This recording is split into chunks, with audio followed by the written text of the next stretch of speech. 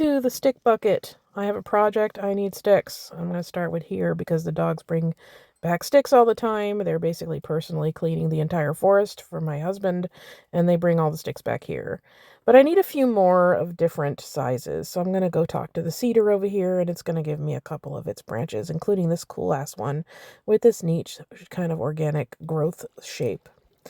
So before I go into my little house, I'm going to shave these down as much as I can so I don't bring most of that dirt and stuff into my little house. Like it really matters. It's such a huge mess anyway. But, just a little bit, a little effort. But yeah, this piece is pretty cool, so I'm going to use this one for sure. I'm going to break off some of the excess material here, and that's going inside with me as well. So what am I doing? I'm making a bed.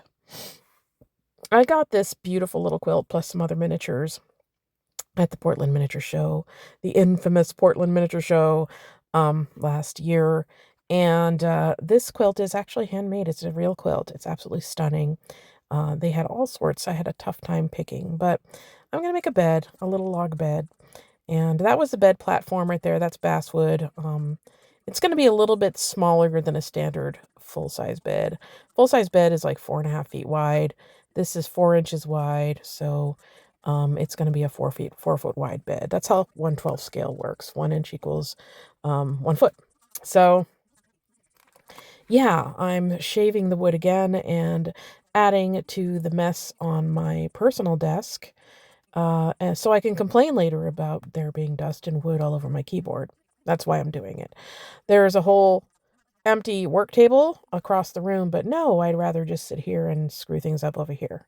As you can see, that's my beautiful desk blotter, and it's been destroyed by projects being done in front of my computer.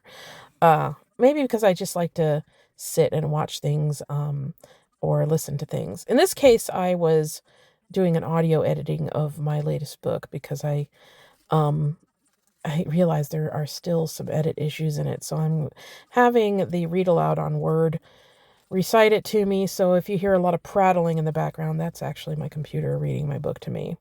For those of you who want to know, it's called Fury, and it's by me, but my author name is Miranda Mayer, Mayer. And yeah, so if you want to check that out on Amazon, you're more than welcome to. It's a really kind of darkish, Regency-esque style fantasy, and yeah, so it's not for the faint of heart for sure. Anyway, it's not horror or anything, but it's definitely, there's a trigger warning on there because this one is particularly dark. Not all of them are, but this one is.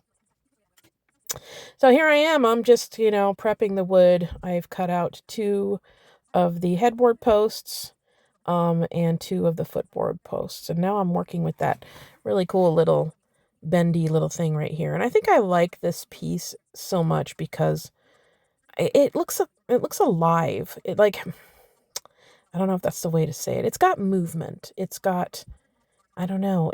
Maybe it's the organic quality of it, but I just love the shape, and I think I'm going to integrate it right into the headboard of this organic little bed. So we'll see. We'll see how it turns out.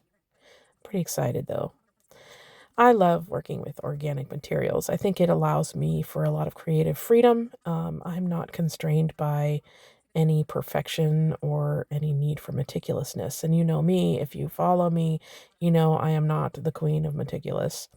There are miniaturists out there who will have stuff down to the 32nd of an inch, 64th of an inch, and their products will, if they put it in front of a camera, in front of a macro, you wouldn't be able to tell the difference between that and a real piece of furniture or a real house or a real finish, that sort of thing.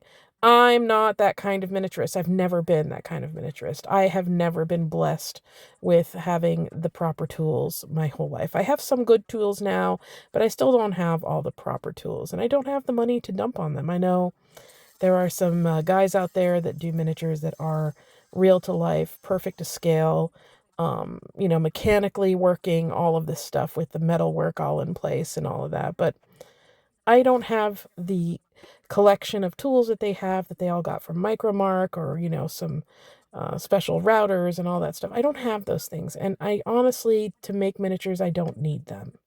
I might need to buy stuff from those guys occasionally, but I don't need them, and neither do you.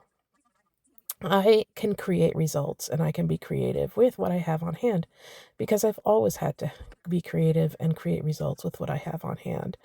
So I am forging forward as people with ADHD do, and I'm trying to create a result in my head, that what I've got in my head, and and do that without the proper tools to do it sometimes. But working with organic materials, you can't go wrong.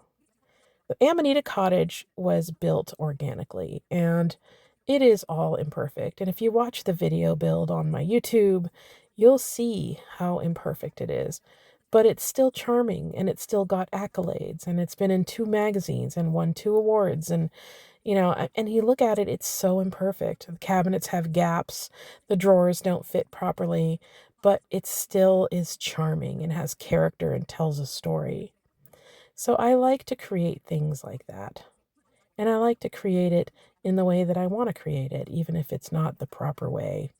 I don't believe there is a proper way. I think a lot of art, medium, and, different types of crafts, I think people who do those, they kind of gatekeep with their criticism of things that are done differently or imperfectly. And I just don't ascribe to that. I think everybody should be able to have access to the art that really appeals to them and do it the way they want to do it without being criticized for it or have their art admonished for it. I think some of the most beautiful things are made ad hoc. So that's just my attitude. I just say, if you want to do miniatures, don't let anybody make you feel like you're doing it wrong. Here I am adding another stick in there. I did kind of miss putting in one more. I didn't film it, but at the end it'll have an extra stick and you'll see. But as you see, there's asymmetry, and I don't like this, how crooked this stick is, so I'm going to replace it. The post. Sorry about that. I used a different wood. I'm pretty sure that's not cedar. I think it came from the dog bucket. And so I have to cut a new post, and I'm going to shave it, and hopefully when it starts to, patinate over time, that it won't be a completely different color. But I'm not going to finish this or anything. I'm going to keep it rough. I want this little bed to look like these people had or whatever magical creature had a little cabin, and they decided to just build their own bed from logs that they found in the forest. That's how I want it to look. Now, my husband pulled down, I have like a collection of like dollhouse kits and stuff like that up in the attic, and I have a couple of room boxes and stuff like that. And one of those is something that I got from an estate sale, and it's a MDF, like one room little room box, but with kind of a roof shape on the top of it, like a gable. So I'm going to make it look like we're looking into a little rustic cabin, and I think, I'm going to make it look like a little ski cabin. I haven't decided whether I want to go with log or stone or what, but again, it'll be organic. It'll come to me as I go. It depends on what I can find for materials, that sort of crap. But this is where the bed is going to go. I'm going to put it in that little log cabin. And I have 2 things that I bought at the Portland show. The first one is the quilt, but I also have an après-ski kit that I got from Minette Miniatures. If you haven't had a chance to check those out, they're amazing. She has like a really neat kind of plow and hearth kind of aesthetic. Not plow and hearth, sorry about that. Wow, I can't think of it right now. Wow, my brain just... But yeah, it's like a super modern, but, quaint and rustic aesthetic. And it has almost like a Scandinavian feel, a lot like the Mylig type miniatures that come from Scandinavia. Or is it Germany? I don't remember. Oh, my head. Menopause, people. It's absolutely brutal. But yeah, oh my God, that store name just came into my head and left again. But yeah. So she has this really great aesthetic, and she did this little set of skis, and it's got cocoa and like a little pair of ski boots and stuff like that. So I'm going to build this room and I'm going to put those things in there with the blanket and this bed, and it's going to be this cool little rustic space. I have no idea what the hell I'm going to do with it once I've built it, but I'm building it. I've decided to. So as you can see, I'm using my keyboard as a way to keep the posts staying even, and I'm using that post, the headboard, to actually keep the footboard even as I add more twigs. I'm just rambling away, and I know I say a lot. I'm sorry. That's just how my brain buffers, especially now because my quickness is gone right now. The menopause has been really brutal. I have a tough time with thought processes lately, and my brain could sometimes just goes bzzz, and I'll just forget something. And I mean, basic words sometimes, and it's even harder as a polyglot because I feel like as I kind of I'm trying to learn a new language, and I feel like it's overwriting the old languages that I speak. So it's really weird, and sometimes like I'm fluent in French, and I feel like sometimes like I've overwritten it with some of the Spanish. It's bizarre, but I'm hoping that at some point, you know, hopefully within a decade, if I live that long and a piano doesn't come crashing down and squish me, that I will have some normality again, even if I'm older. But I just need to get through this whole menopause process. It's brutal. Brutal, brutal, brutal.